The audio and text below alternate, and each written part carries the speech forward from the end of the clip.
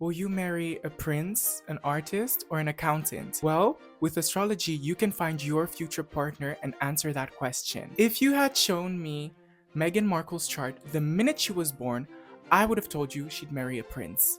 You think I'm joking, but that's the power of astrology. And today, after months and years of research and looking at thousands of charts, I have brought you a simple 3-step process to finding out your future partner. I recommend that you watch every single step of the way because it is only when putting them together that we can really understand your future partner. Sit down, grab a snack, and let's get started. Before we start, you're gonna need to pull up your birth chart. And here's how we do that. Firstly, you're going to type astroseek.com, which is a website used to calculate charts. Then you're going to click on birth chart, of course. You're going to put in all your information, make sure it's as accurate as possible. And then you're going to want to click calculate chart. You're going to get this chart, but it's using the wrong house system. So we're going to press traditional. And then we get the final chart, which uses whole sign houses, which is the most accurate.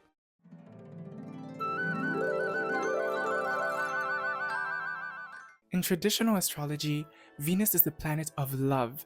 She symbolizes all kinds of love, and she is one of the keys to figuring out who your partner is going to be and whether your relationship is going to be smooth sailing or not. To figure that out, we'll need to look at the planetary condition of Venus. Now, planetary condition in traditional astrology is one of the fundamental features. We need to understand how good a planet is doing to then be able to make judgments on the outcomes that it promises. The better the planetary condition, the better the outcome. Nowadays, modern astrologers are going to tell you it's all butterflies and rainbows, but we all know that's not the truth to life, and there are going to be some people who have more difficult topics in their lives than other people, and then there are going to be people who are going to have more blessings regarding, for example, finances, and that is all written down in the birth chart. It's only after we've analyzed her planetary condition that we can start describing and we can get into who your partner is going to be. So first comes planetary condition, then we can analyze who and how and what your partner is going to be like. But how do we analyze her planetary condition? Well, we do that by looking at two things: sect and the sign of a planet. Let's start with sect. So sect in traditional astrology is fundamental, and it's basically figuring out how good a planet is going to be for you based on whether you were born at night or at day. To double check if you were born at night or at day, well, you can obviously look at the time you were born, but then you can also double check by looking at the sun and his symbol and seeing whether he falls above this ascendant-descendant line. If he is above, that means you were born during the day, and if he's below this line, it means you were born at night. Venus does excellent in people's charts if they were born at night, and if you were born at day, she will be good but limited in her ability to come through in your life. But that's not all. We need to see how she's also doing by sign to get a full evaluation of her condition. To find out how she's doing based on sign, you're going to want to look for the Venus symbol in your chart. This is how it looks. Once you've found it, you're going to look over and see what sign she's in. And then based on that sign, you're going to look for it in this table, and you're going to see how well she's doing in your chart based on this specific criteria. Then you can combine sect and sign to get a general understanding of how well Venus is doing in your chart. Remember, the better the condition, the better the outcome. Oops, I almost forgot to introduce myself. Hi, I'm Our Morningstar, and I'm a traditional astrologer who's been studying astrology for 4 years now. I specialize in traditional astrology and not the that you find on those random TikTok edits. I also have a website where, for one of the most affordable prices in the industry, you get a 90-minute consultation with me where we'll look at your career, your wealth, your love life, and we'll finish off with some predictions for your upcoming year. It is one small price for a future more than nice. Click the link in the bio now and book your consultation with me.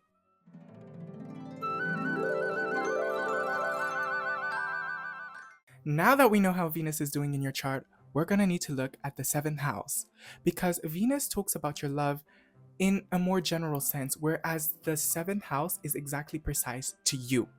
But what are the houses in astrology? You don't have to worry about any mortgage here, girl, because the houses in astrology are a division of the sky that talk about different life topics, with the first being yourself, for example, the second being your finances, and it goes on that way. The seventh house, which is over here, is the house of relationships, and it has been that way in the astrological tradition since very early on. It talks about all your partners. And now, how do we analyze yours? Firstly, we're gonna look at any planets in your seventh house, if you have any. If you don't, you can go to the next part, and it is not a problem at all because it doesn't make your chart any less worth it in terms of analysis. It just happens to be that there were no planets passing by that area of the sky the moment you were born. So, if you do have planets in this house, you're gonna look at their symbols and then you're just gonna memorize that symbol and their names. Then you're gonna evaluate them based on sect as well as sign to see how much more they're helping your relationship, as they will help in a direct and visible way. People with Venus and Jupiter here will usually tend to have an easier time with relationships, and their partners might even be well off or what people deem as conventionally handsome or beautiful. People with Saturn or Mars here, aka the malefics, will tend to have a harder time with this topic of life and might have to put in more effort for this topic of life to flourish. People with Saturn here specifically might date partners who are older than them, and people with Mars here might date someone who is charismatic but might have a temper. Reminder: harder does not mean impossible, and it is foolish to make a judgment on your relationship solely based on this one component of your entire chart, which can only be evaluated with effort, rather by yourself after years of learning or by a professional astrologer. So don't go there stressing, don't worry. Mercury there will usually bring a very communicative relationship where communication is key in a relationship, whether that be by text, on the phone, or just face to face. He might also tend to bring in a little bit of arguments depending on how he is doing in terms of condition. The sun in this house will speak to partners who might be well known or who work with influential people, as well as people who are some kind of intellectual. People with the moon here will tend to have partners who are nurturing, who enjoy upkeeping and caring for their home, and who love traveling. They might also be well liked in their neighborhoods and in their closer communities and circles.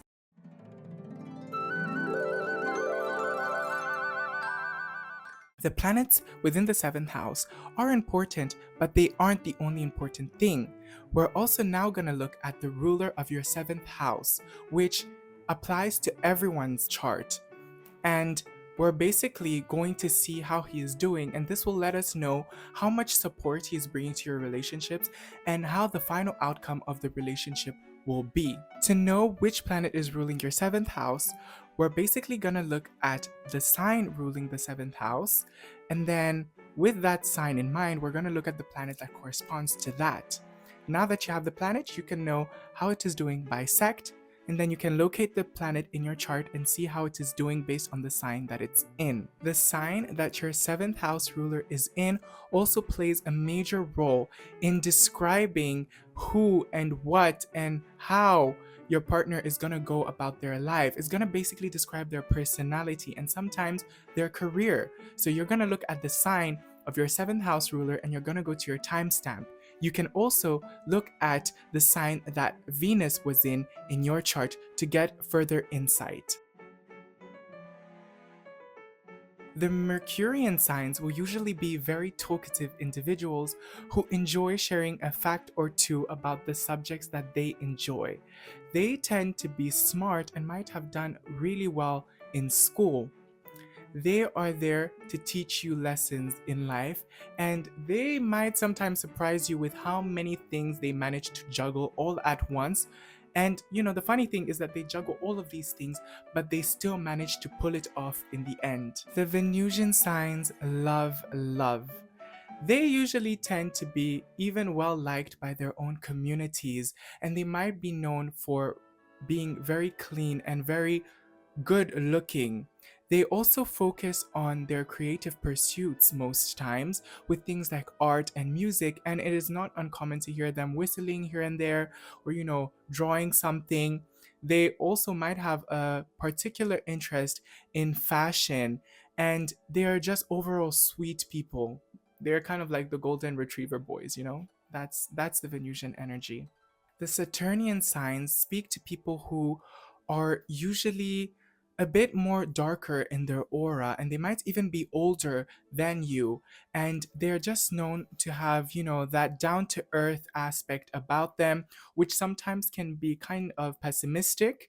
But overall, they might also be tax collectors or people who manage usually estates, which are houses, or they might even be tax collectors or just in general hard laborers. The Martian signs speak to partners that are the stereotypical strong athlete or just strong person in general. You might usually find them rather working out or even working in a field that is quite physically demanding. They also have very, very piercing eyes and a gaze that just pierces into your soul and gives you butterflies. I'm speaking from experience, trust me.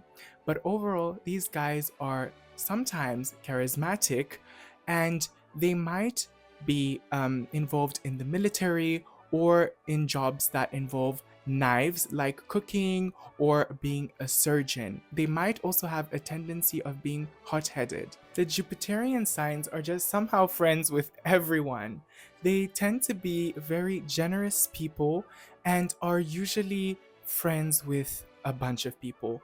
They're the type to pay for your lunch if you forgot your wallet or something.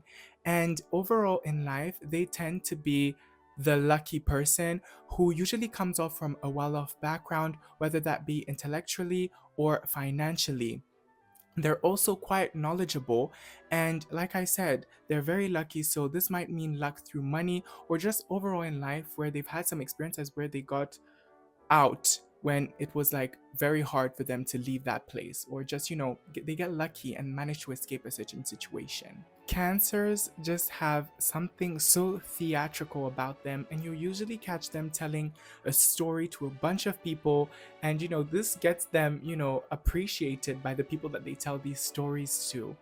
They'll be the goofy types, the ones making jokes, and they also have a huge habit of hopping from one place to the next in their lives. So they might have, moved houses several times when they were younger, or they, might be someone who loves traveling now. They're also very nurturing, and despite moving a lot, will tend to keep care of their home. Leo will have your partner being someone that might be an intellectual and just bright in, the smart sense of the word. They're usually the people who have some type of, philosopher like lifestyle and just way of thinking. They're just, enlightened in a way, light. And they might also be involved with celebrities or with people of power, or they might actually have some notoriety themselves. They are usually kind, but they might sometimes be stubborn and, they don't really appreciate going out there and, working. That's it for this video. I really hope you enjoyed. Don't forget to subscribe and click the link in my bio to get your reading with me. And I hope, you just have an amazing day or night, and I'll see you next time. Bye bye.